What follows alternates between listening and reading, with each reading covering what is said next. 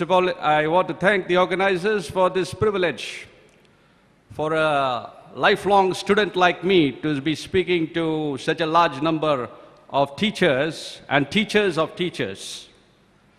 Because when you are a head of institution, you're not just a teacher, but you are a teacher of teachers and you are a leader of leaders. And that is why this kind of a seminar will have a multiplier effect, not just in education, but in society. And I'm grateful for this privilege and opportunity to share my ideas and humble thoughts in the domain of education.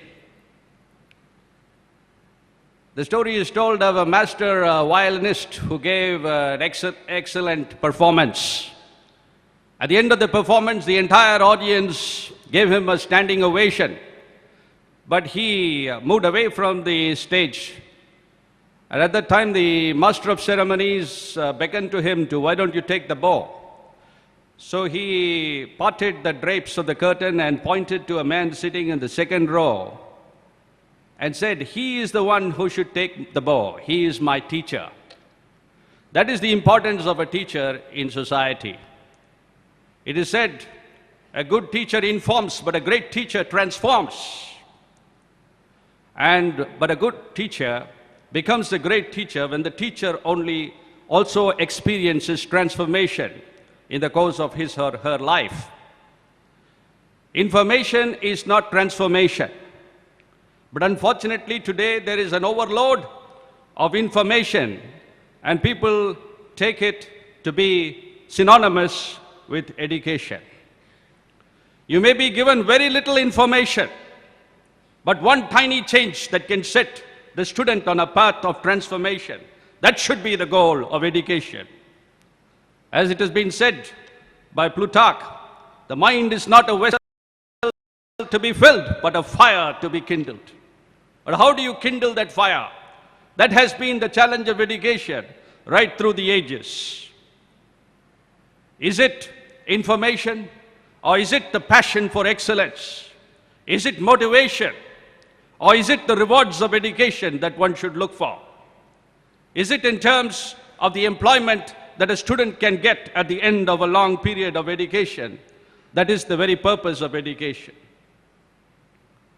No, my friends, my experience as a lifelong student in different parts of the country and different parts of the world teaches me that should be the yearning for excellence that should drive both learning, doing, and earning.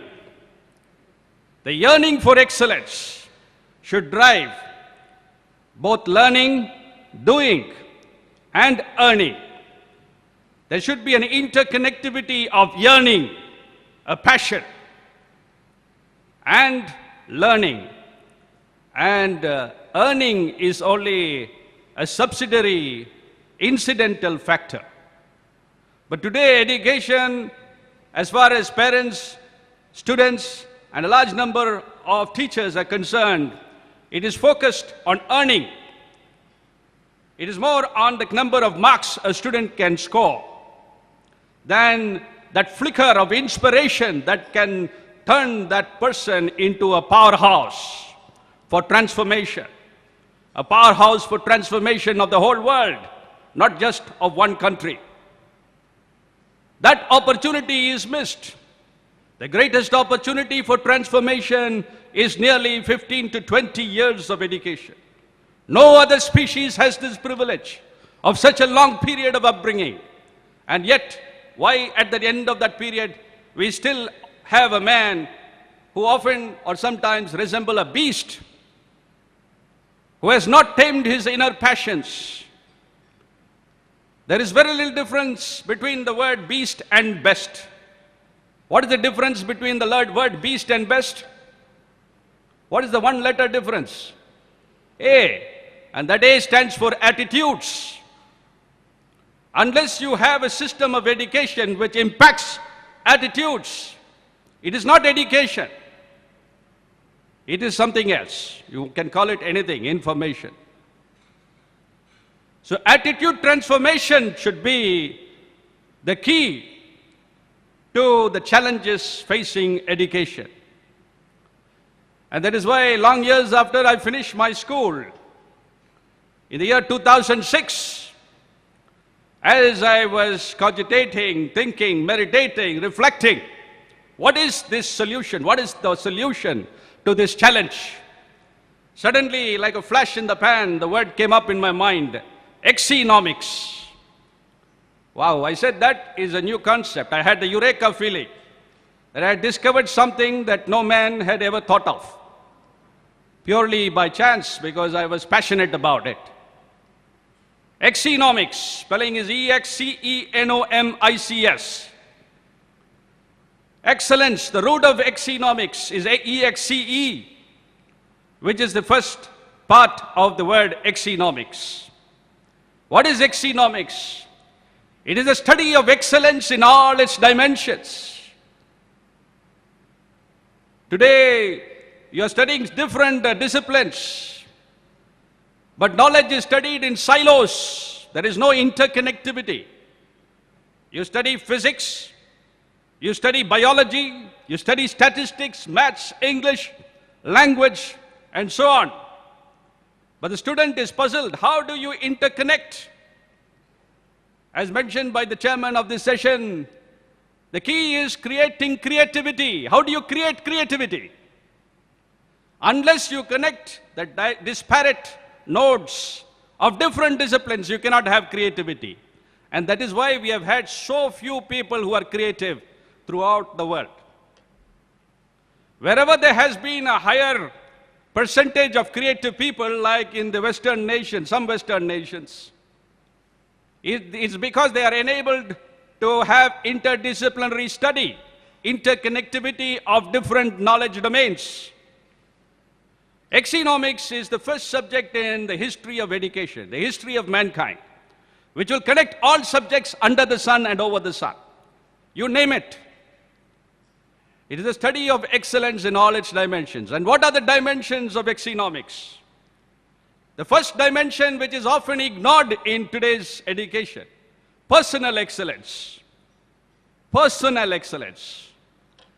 The excellence of the teacher, the excellence of the student, the excellence of every human person. That should be the ultimate objective of education. It should be the foundation, the cornerstone of education. Unless this cornerstone is in place, the whole edifice will be like a pack of cards. Beyond personal excellence, it should be interpersonal excellence, skills of communication, skills of bringing together people to solve problems, common problems, interpersonal excellence. Students should become problem solvers. And for that, it requires creative thinking. The chairman mentioned lateral thinking. As a police officer, I know that today, the persons who are using lateral thinking to the most, out-of-the-box thinking, who do you think they are? Who do you think they are? Is it students? Is it teachers? Who? Criminals. You got it. You hit the nail on the head. Criminals. The greatest instance of lateral thinking is the 9/11 attack on the Twin Towers in the US, using their own aircraft with their fuel and their passengers to hit their targets. But there is a need to inspire every student who steps into a kindergarten. Such a huge opportunity that is missed. A huge opportunity to harness human resources. A nation like India, which has such huge human resources, soon to surpass the China, has the greatest asset in our human resources. But as long as education doesn't fulfill its purpose, it will remain a liability. The purpose of education, as they say, is to turn an ass into an asset. So 1.2 billion asses turned into 1.2 billion assets. Imagine the synergy, imagine the impact. It's enormous, cannot be calculated by anybody. The impact, if education is put on the right track. So the practical suggestion is introduce economics in every school. Economics will not be part of the CBSE or ICSE or any board. It will not be evaluated. But right in kindergarten, you start off with not a materialistic alphabet. Today, in kindergarten, what kind of alphabet do you teach? A for? A for what? Have you forgotten your alphabets? Apple. B for? Ball. C for? Cat. The child knows what is an apple, what is a ball. Instead, teach the child A for alertness. You're sowing the seed of change and challenge right in the tender mind of a 4-year-old, 5-year-old. And tell them a story. Stories are the way to convey meanings. Tell them a story of what is alertness. And that will develop the imagination quotient. Today, IQ is not as important as IMQ, that is imagination quotient. Einstein said, it is not my ability to reason that I value the most, it's my ability to fantasize. And that is the root of most of my discoveries. Schools today, what do? They kill the imagination, they kill the creativity. They don't spark, creativity. Come in one dress, speak in one voice, do the homework in exactly the same way. You get this full marks if you write in this stenciled manner. So conditioning, many people confuse conditioning and learning. Yesterday I wrote a Philippism, not a pun on my surname, but F-I-L-L-I-P-I-S-M, which means a motivational cryptic saying to bring out striking truths. Many people confuse conditioning and learning. The difference is conditioning puts shackles and fetters on your spirit, mind, and imagination, while learning frees it, frees you to fly, to discover, to experiment, to innovate, to tell things in new ways, to create new stories, to discover new ideas. That kind of a spark should be there. I'm not saying that you throw the baby out with the bathwater, that you don't teach them that 2 into 2 is 4. You teach them the basic R's, yes, but the focus should be on excellence. If you introduce economics in the manner I say, in kindergarten right up to, it can be taught. I have a syllabus for schools. I'm ready to give it to all the principals, teachers who want to get the syllabus and introduce it. And that syllabus in school is they choose one person. In history there are powerful positive models to emulate. There are powerful negative examples to avoid. The student should choose his or her own powerful positive model to emulate and study that person, how he lived or how he lives. He could be a contemporary person, how he thinks, what are the books he reads, what are his habits. Emulation is inspiration, modeling. So in high school, you do that. So that impacts personal excellence. You create a passion for excellence. Today that passion is diverted to movies, to music. I'm not saying those things are bad, or to cricket, or to football. Because there is a vacuum in every human being, and that vacuum needs to be filled with a passion for excellence. That's like a fire that burns, continues to burn throughout life. Economics then can be taught at the +2 levels. The syllabus keeps getting graduated. At the +2 levels, you move from personal and interpersonal excellence to studying systems, organizational excellence. Then you move to, say, any professional course, study design excellence. You can discover excellence in the structure of a leaf and apply it in architecture. You can apply it in medicine or engineering or in creative writing. So there is so much of the world that is today ignored because of a narrow focus purely on building data and knowledge and information. But by this approach, the children learn to be wise choosers. Wisdom is about choice. That knowledge is power, but wisdom is liberty. It gives them that liberty to be creative, to discover their fullest potential in spirit, mind, and body. Not just being, one-sided and developed only in terms of one dimension, in terms of your cognitive abilities or academic abilities, but in terms of all the cues. Then, so design excellence, and finally you can have quality standards excellence, where quality standards today people pay only lip service to, but you can connect all the quality standards. And a person, you can have a new professional who is an exenomist, who can certify and advise on excellence and quality. So different levels, 5 levels of studying exenomics right from kindergarten, beginning with the alphabet. A simple class of alphabet will show all the seeds that a child needs, and that will develop longitudinally all through the life. Because there is no cynicism that has developed. You wait till high school is over, cynicism will take over. Because they see the mediocre systems that are in operation. They will see that few people practice, you would even teach value education. It is too late, because they say that it will be taught only in class. It is only a theoretical thing. It has no practical value. They don't see it in reality. But instead you teach in this practical way. So it's a very simple concept, but it is amazing because it brings into it every dimension, every domain of human study and human endeavor.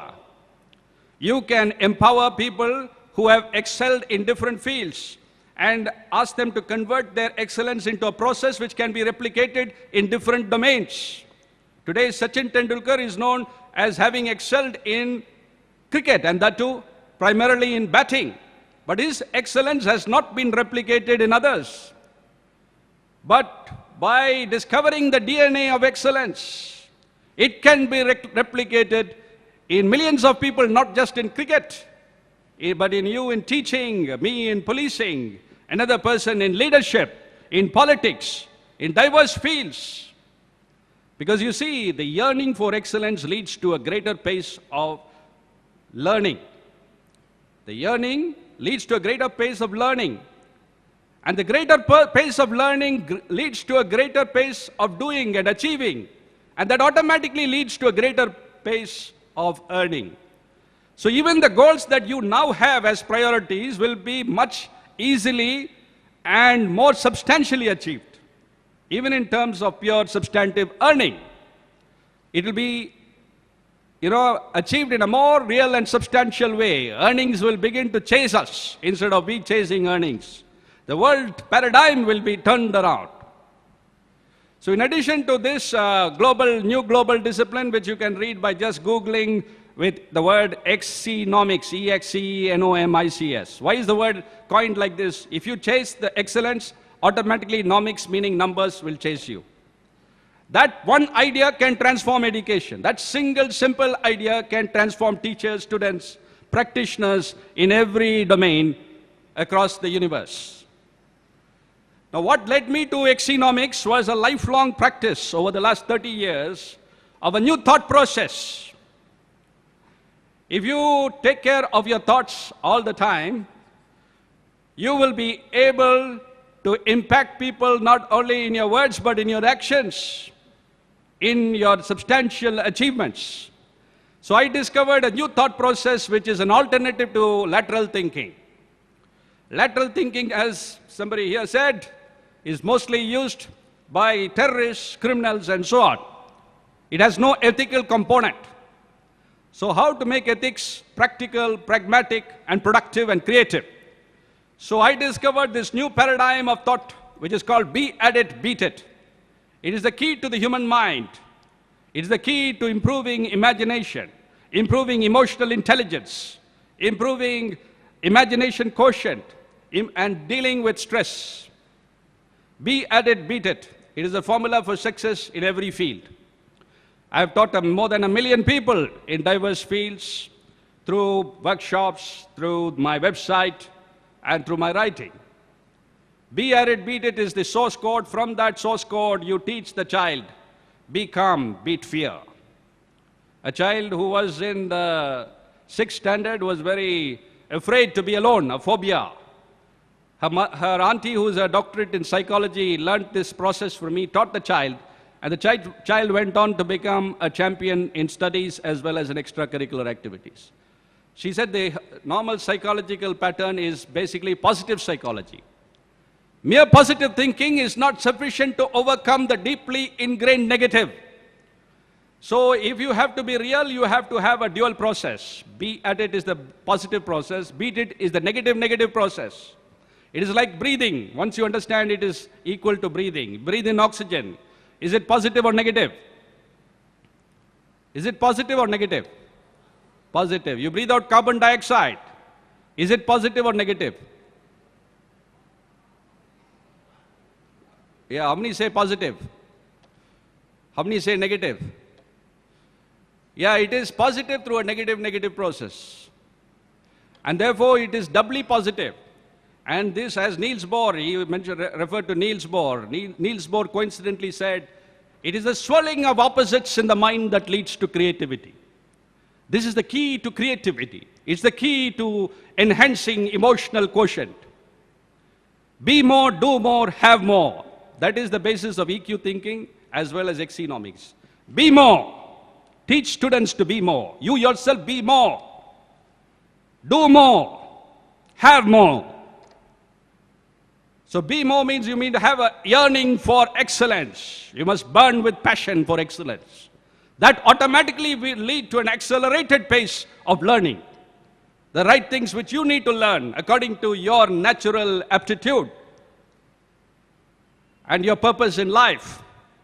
And when you hit the targets, because you have this new thought process, be at it, beat it. So always opposites, be calm, beat anger, be loving, beat hatred. We can eliminate terrorism from the planet. You're sowing the seed of love and removing the weed of hatred. Till now you don't have weeds. You don't have any technology to remove weeds. Psychology ignores the negative because he said, because the white polar bear effect. Now if I tell you don't think about white polar bear, what are you thinking about? What can you see in your mind's eye? What are you seeing? What are you seeing? A huge white polar bear, that is what you're seeing. That is why when teachers tell your students don't do this, the embedded negative is triggered, they end up doing that, parents or teachers. The forbidden negative. Instead, the child himself, herself internalizes this thought process. So simple, it can be understood by a child. So deep, a psychologist cannot fully explain its impact. It is a complete holistic thought process. And it can be applied by anybody in any field, and you deal with stress on the backstroke. You don't have to focus on stress. All your stress will become eustress. So once again, I thank the organizers for having given me this opportunity to share my ideas. Thank you.